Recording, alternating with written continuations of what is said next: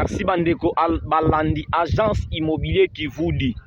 Ya mayanga lobi soe kambongu zakwe sumbidi tekidie.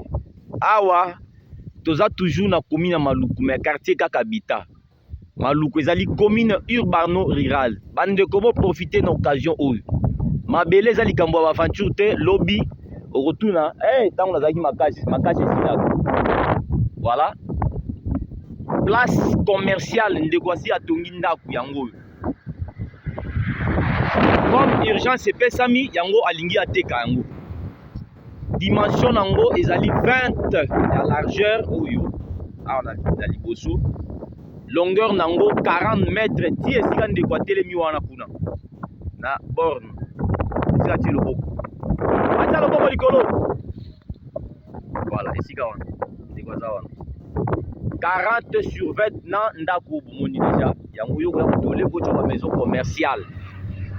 Na Bita. Donc toza non loin ya Wenze. Ya Bita. A face pe bandeko baza ko somba baza ko te.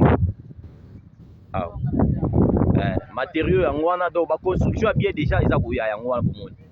Apparemment ezelo ko bo profiter nango kabola lien kabola vidéo ya mayanga oyo. 10 000.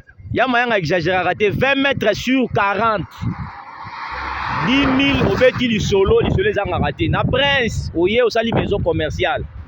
Otongi résidence na yo. 10 000 $ obeti lisolo. 20 sur 40. Nanda ko.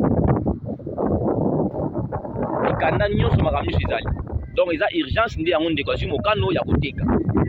Merci na bino nyonso bozuli baku ya bolandi biso moi malelo. Numéro la biso chaque faisali affiché netandu. Plus 243 90 17 28 522 obengi ya mayanga. Augme mayo na Bita ozui lo kwa kitoko. Merci, ciao.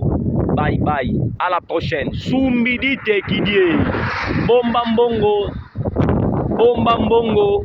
Bomba mbongo. Na bank mbongo esala kiloko te. Tala mbongo mabele boyi makamdingi ça. OK, merci.